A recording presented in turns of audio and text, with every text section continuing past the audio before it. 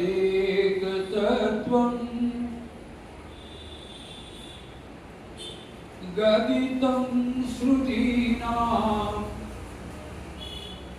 अनाद्यनन्तं प्रवदन्ति विद्या शक्तिः समेयस्य विभावयन्ति तदेकदेवं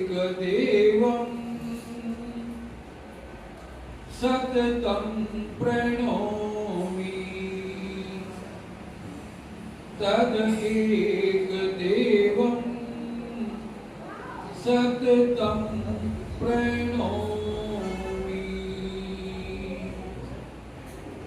त्वमेव माता च पिता त्वमेव त्वमेव बन्धुश्च सखा त्वमेव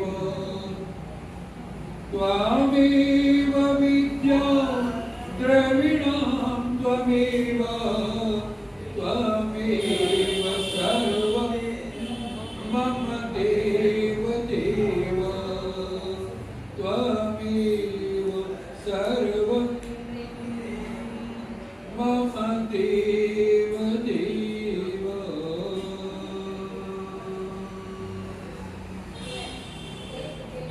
सभी पवित्र आत्माओं,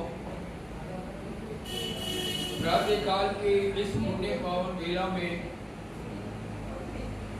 ब्रह्म यज्ञ और देव यज्ञ के उपरांत आप वेद प्रवचन सुनने के लिए अपना मन बनाकर बैठे हैं। हम सदैव अपने जीवन को कल्याण के मार्ग पर लेकर के चलें।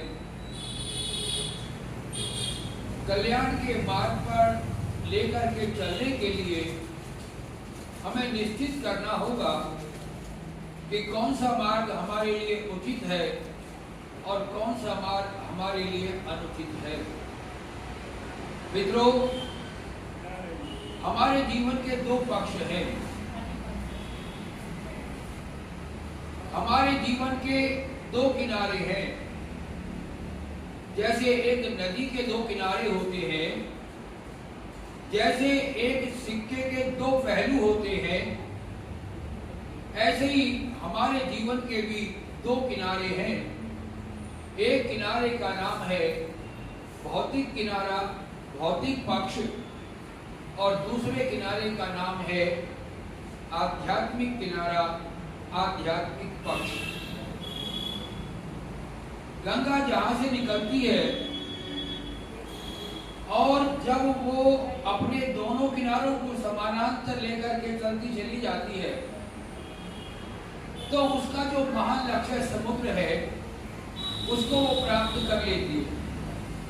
और यदि मान लीजिए वह नदी का पानी किनारों को तोड़ करके व्यर्थ ही खेतों में फैल जाए तो देखने के लिए क्या मिलेगा कि वह पानी वहां खेतों में सड़ करके गल करके दुर्गंध पैदा करके समाप्त हो जाएगा, अपने लक्ष्य में नहीं पहुंच पाएगा।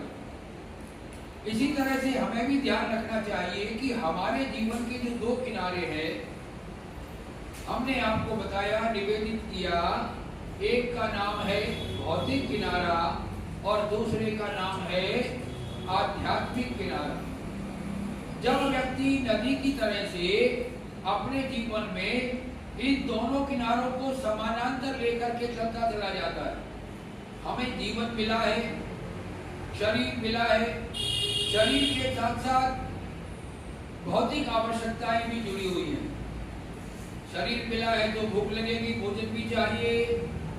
शरीर मिला है तो इस तन को ढकने के लिए वस्त्र भी चाहिए, रहने के लिए मकान भी चाहिए, और मकान में अनेक प्रकार के सुखों को प्राप्त करने की हमारी कामना होती है। तो हम अनेक तरह के सुख साधनों की भी कामना करते हैं। इन सब चीजों की भी बहुत अधिक आवश्यकता है। परंतु मित्रों, अधिकांश इस पृथ्वी के ऊपर हमें भी और आपको भी ये अनुभव हुआ होगा कि ज्यादातर मानवता अपने इस भौतिक पक्ष को सबल करने में ही अपने जीवन का उद्देश्य समझती है। देखो, केवल मात्र भौतिक उन्नति करना और भौतिक उन्नति करने को हम बुरा नहीं मानते। हमारे यहाँ तो वेद मंत्रों में बहुत सुंदर सुंदर जीवन में जो धन संपत्ति वैभव और ऐश्वर्य इनकी जो आवश्यकता होती है भाई, इसके लिए भी हमारे यहाँ प्रार्थना करते। आज भी आपने वेद मंत्र बोला होगा, ओम प्रजापते त्वजेतानन्यो विश्वा जातानि परिता बभूव यत्का मास्ते जुमस्तन्नो अस्तु वयम श्याम पतयो रयिनाम। आपने प्रार्थना की कि हे परमपिता परमेश्वर, वयम अतयो, हम धन ऐश्वर्यों के स्वामी बने। हमारे यहाँ वेदों में और भी बहुत सारे वेद मंत्र हैं। आज भी आपने एक वेद मंत्र और बोला, ओम स्तुता मया वरदा वेद माता प्रचोदयन्ता पावमानि दुजाना आयु प्राणम प्रजा पशु कीर्ति द्रविणम ब्रह्मवर्चसम।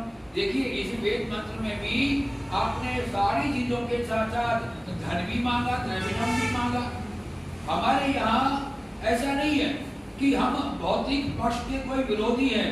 हाँ, इतना अवश्य अपने श्रोताओं से निवेदन करते हैं कि मित्रों, भौतिक पक्ष के साथ साथ जो हमारे जीवन की आध्यात्मिक यात्रा है, उस यात्रा के भी हम अपने आप को यात्री बनाएं। देखो, हम वेद का सम्मान करते हैं। क्या करते हैं बोलो? वेद का सम्मान। अरे बोलो, क्या करते हैं? हम वेद का सम्मान करते हैं।